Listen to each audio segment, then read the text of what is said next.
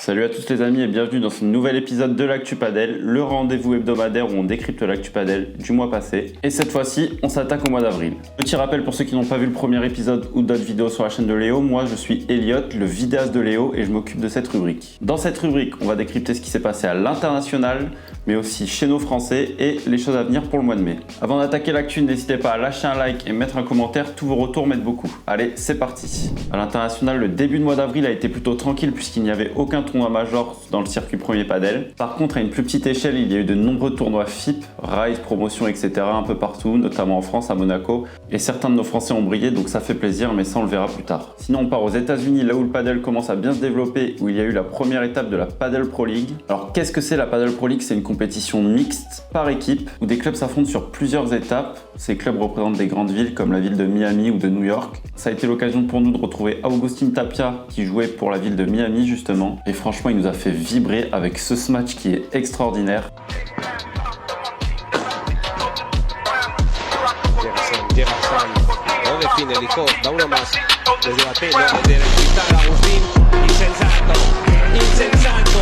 On se demande vraiment à quoi ça sert de jouer avec les vides quand on peut se matcher d'ici. Pour moi, la Padel Pro League, ça a plutôt un but de promotion pour le padel aux États-Unis. Donc ça nous permet d'avoir de grands joueurs détendus puisque la compétition n'est pas vraiment très importante pour eux. Et donc on va avoir des coups, je pense, d'anthologie. On verra ça sur les prochaines étapes. Et donc après 3 semaines de pause sur le circuit premier padel, ça a été le retour du Major avec le P2 de Bruxelles. Il était très attendu, notamment pour le début de la paire Paquito-Lebron. Un début qui, sans grande surprise, a fait beaucoup de bruit puisque Lebron et Paquito se sont hissés jusqu'en quart. C'est déjà pas mal pour un premier tournoi, enfin pour un nouveau premier tournoi ensemble.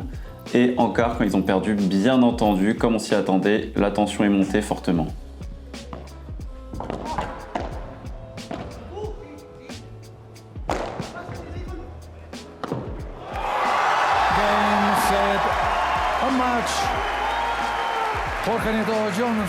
Alors la vraie question par rapport à cette paire, c'est combien de temps elle va durer. Certains experts padel, notamment j'ai lu sur Padel Magazine, pensent que ça va pas tarder à se séparer. Moi j'espère au moins qu'ils vont tenir la saison. À voir. Mais en tout cas, comme on l'avait vu lors de la dernière actu, c'est 2 forts caractères, donc je pense qu'on va avoir droit à des embrouilles de folie. On continue avec le P2 de Bruxelles et la paire Lamperti-Belouati, qui a fait peur aux ogres Coelho Tapia en quart de finale en s'offrant une balle de match.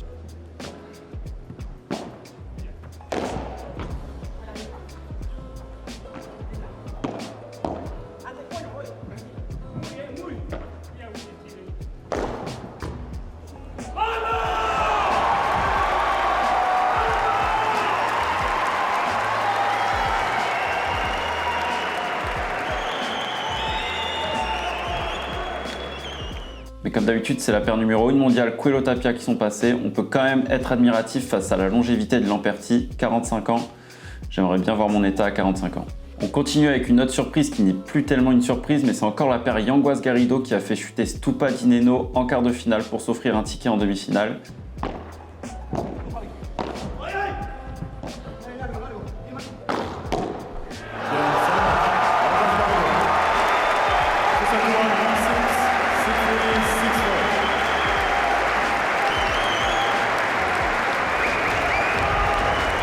Franchement, je suis un peu déçu, la paire Stupa Dineno, j'espérais qu'ils nous créent quelques surprises cette année.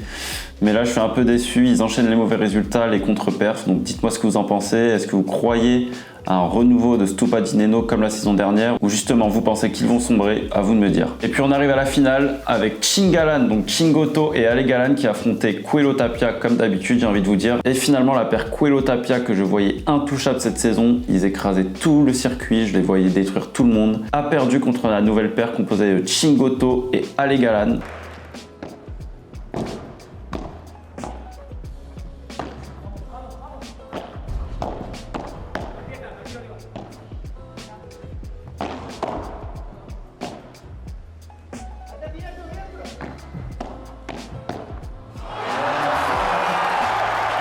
Premier titre pour cette paire à l'issue d'une finale assez serrée. Ils l'ont remporté 6-4, 6-7, 6-2. Selon moi, cette grosse performance est une très bonne nouvelle. Elle relance la compétitivité du circuit. Finalement, il n'y a pas que Coelho Tapia qui vont écraser tout le monde. On va peut-être avoir de nouvelles paires victorieuses. Petite pensée aussi pour Tom Pandor qui revoit Ale Galan gagner un titre. Ça a dû lui faire plaisir. Côté féminin, cette fois-ci, moins de surprise puisque c'est le 10e titre pour la paire Brea-Gonzalez. Elles se sont imposées 6-4, 6-4 face à la paire Triay-Fernandez. C'est tout pour l'actualité à l'international du mois d'avril. On passe donc à la nationale. Je n'ai pas traité l'actu sur League One Padel. Dites-moi si si ça vous intéresse pour les prochains épisodes. On commence l'actu nationale avec une bonne nouvelle puisque la française Camille Sirex a atteint le top 200 mondial, une de plus dans ce top 200, ça fait plaisir. Et on continue sur de très bons résultats en FIP. Bon, je vous arrête tout de suite, il n'y a pas eu de victoire, mais il y a eu quand même de très belles performances. Et on commence avec la paire Moreau-Bergeron qui ont perdu en finale du FIP Race du Caire. Beau parcours messieurs.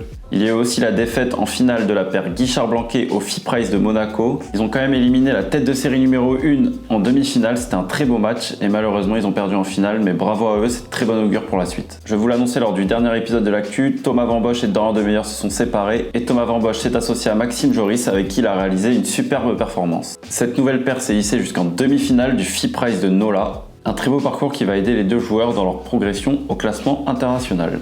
Pour finir avec les bons résultats en FIP, c'est la nouvelle paire Serein-Maigret qui ont eu un bon résultat en FIP Prize en Suède. Eux aussi ont malheureusement perdu en demi-finale, mais c'est déjà un gros succès pour cette nouvelle paire, bravo messieurs. Et en parlant d'Adrien Maigret, cela me permet de faire un lien direct avec les championnats du monde senior par paire et en équipe, et la France a brillé. Comme quoi nos vieux s'entretiennent plutôt bien en France. L'équipe de France masculine finit donc 3ème de ces championnats du monde senior, et l'équipe de France féminine remporte la médaille d'argent. Sur le P2 de Bruxelles, pour nos Français et Françaises, Alix Colombo a malheureusement perdu au deuxième tour contre les gagnantes du tournoi, et Thomas Legge, lui, a passé les qualifs avec son compi et a malheureusement perdu au premier tour. Et pour terminer cette actu nationale, une bonne nouvelle, le retour de Léa Godalier sur les pistes. Pour rappel, elle a eu un enfant il y a quelques mois et donc son retour a été progressif. On a notamment pu la voir sur la chaîne en train de coacher Léo, c'était vraiment sympa et on est très content de la revoir sur les pistes. En plus de ça, elle était accompagnée de Mathieu Escalé qu'on a aussi pu voir sur la chaîne. Il jouait pour l'équipe de la Bandera et c'était un super coéquipier. Cette paire a donc fini 3ème au P500 de Pau, bravo à vous et on a hâte de revoir Léa sur le circuit international. À venir, pour ce mois de mai, on commence avec le P2 de Séville qui est en train de se jouer. Il y aura aussi le P2 de Asunción, le P1 de Mar del Plata et le P1 de Santiago. On espère revoir de très bons résultats de nos Français sur une panoplie de FIP durant ce mois de mai. Malheureusement, il n'y en a pas en France, par contre il y en a un à Marbella, donc si Léo t'as envie d'y participer, vu le temps de merde qu'on a en ce moment, c'est avec plaisir. Enfin en France, il y aura de nombreux P1000, dont le P1000 de Rouen sur lequel je vais aller filmer Léo là ce week-end. Il y aura aussi un P2000 à Caen dans lequel Léo essaiera de se qualifier. C'est tout pour cette actu du mois de mai, n'hésitez pas à me faire des retours et à mettre des likes si vous avez kiffé. Et j'ai une petite requête pour vous avant de terminer cet épisode. À la fin de chaque actu padel, on aimerait bien mettre vos meilleurs points afin de se taper des barres, mais aussi de faire un classement, de voir comment vous jouez et pourquoi pas de vous faire remporter quelques cadeaux. Donc je vous mets mon adresse mail en description, envoyez-moi tous vos points, je choisirai les meilleurs. Et je remercie Melvin Laborde qui pour ce mois-ci m'a envoyé une vidéo.